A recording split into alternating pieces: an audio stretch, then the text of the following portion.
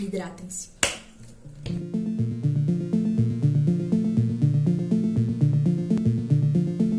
Prezados colegas de reputação ilibada e notório saber jurídico. No vídeo de hoje nós vamos falar sobre o direito penal no contexto do Estado Democrático de Direito. Mas antes disso, vamos ajudar a sua coleguinha e curtir o vídeo, se inscrever no canal e compartilhar com os amigos. Já sabemos que o Estado tomou para si o monopólio da força e atualmente detém sozinho o poder de punir. Isso causou uma mudança de perspectivas e o direito penal se tornou uma matéria de direito público.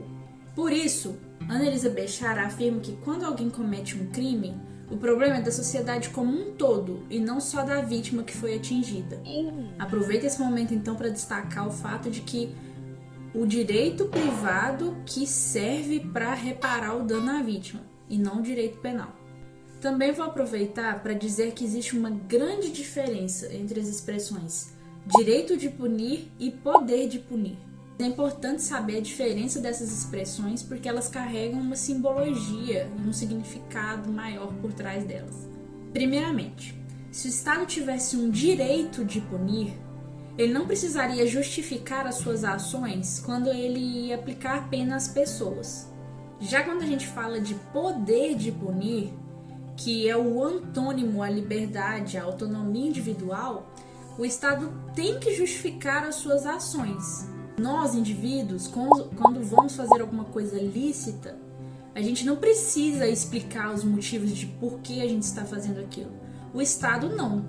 Apesar de ser lícito ele aplicar a pena, ele tem que aplicar pena conforme alguns requisitos e justificando o porquê. As ações do Estado, portanto, são legitimadas por critérios externos a ele e limitadas pelo direito penal. Tendo isso esclarecido, vamos agora falar sobre o delito. O delito não é algo natural. A gente não nasce sabendo o que é um delito. Ele não é verificado na natureza. A gente não colhe o fruto do pé de delito. Uma conduta só passa a ser um delito a partir do momento em que a sociedade, uma determinada sociedade, no espaço e no tempo, considera que aquela conduta é negativa. Como exemplo de que o delito não é algo natural, a gente tem o fato de que aqui no Brasil a prostituição não é algo criminalizado, ao contrário dos Estados Unidos, alguns estados dos Estados Unidos que criminalizam a prostituição. Valoramos então a conduta de forma diferente e por isso não tem como a gente afirmar que o delito é algo natural.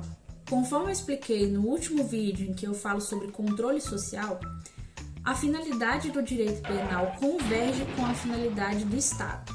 Com base nisso, Béchara afirma que o modo como valorizamos as condutas depende do tipo de Estado no qual vivemos. No Estado de Direito, o indivíduo tem garantias contra o poder de punir. Enquanto no Estado absolutista, o indivíduo pode até possuir alguns direitos, mas ele não tem garantias e o direito de punir não é limitado conforme entendemos que deva ser. Será que vocês aguentam mais uma retrospectiva? Béchara afirma que, conforme o paradigma liberal que surge no século XVIII, o Estado tem que respeitar as liberdades do indivíduo, fazendo isso acima de tudo, devendo interferir apenas quando ele for necessário para proteger a liberdade de outro indivíduo. Nesse sentido, só era crime aquela conduta que atrapalhasse a sociedade, mas isso era definido segundo um critério de utilidade. Apenas se definia como delito aquele comportamento que causasse um dano social.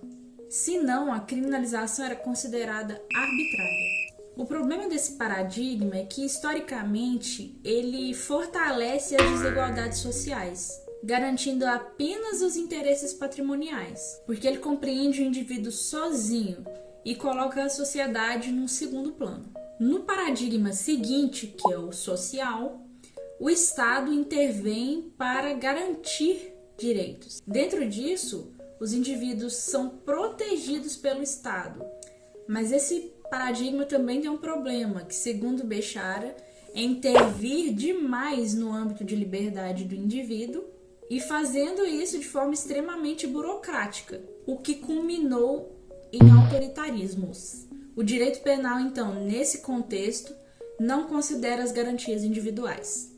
No paradigma democrático, que é o nosso atual, a gente não descarta as vantagens dos paradigmas anteriores, mas a gente aplica elas dentro de um viés mais democrático. Isso significa que o social vai ser tão importante quanto o indivíduo e vice-versa. Ou seja, o indivíduo não se subordina à sociedade e a sociedade não se subordina ao indivíduo. Dentro disso, Béchar afirma que o Estado tem que respeitar as minorias e entender o cidadão como razão de ser do sistema como um todo. A gente fala tanto desse Estado democrático, mas você sabe quais são os fundamentos dele? Pode-se considerar 2, que é o pluralismo político e a dignidade da pessoa humana. O pluralismo político incentiva a coexistência de valores e interesses que se opõem, significando não a tolerância, mas o respeito, o reconhecimento e o incentivo de diversos interesses. E por que é importante falar não à tolerância? Porque quando você fala tolerância, você parte do pressuposto de que existe uma parte hegemônica que domina os demais. Ou seja, a parte hegemônica tolera o diferente. Dentro disso, a gente tem que o ordenamento sempre vai ser imperfeito, porque ele permite o conflito de interesses o tempo todo. Béchar fala que esse antagonismo permite o amadurecimento social, porque a gente não está discutindo quem tem razão, mas o que causa real dano social ou não. Há necessidade de promoção de diálogo, pois não é com repressão por meio do direito penal que a gente vai conseguir amadurecer socialmente. A dignidade humana, paralelamente, é um valor intrínseco e exclusivo do ser humano. Isso implica no postulado, no pressuposto de que não podemos ser usados como instrumentos, simplesmente porque somos seres racionais. Assim, temos a máxima de que o ser humano não pode ser trocado, o ser humano não pode ser coisificado. A professora traz até a seguinte frase de um autor que a gente já trabalhou, que é o Beccaria, para ilustrar o que significa a dignidade da pessoa humana. Não existe liberdade onde as leis permitam que, em determinadas circunstâncias, os seres humanos se convertam em coisas.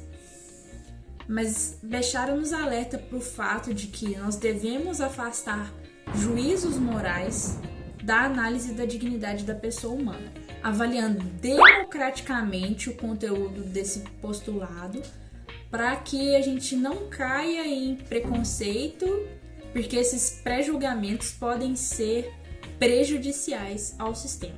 O que eu entendo como expressão da minha dignidade pode não ser a mesma coisa para você. Desde que a gente respeite a liberdade um do outro, tá tudo bem. Então por hoje é só, pessoal. Espero que vocês tenham gostado desse vídeo. Se surgir alguma dúvida, deixa aqui nos comentários.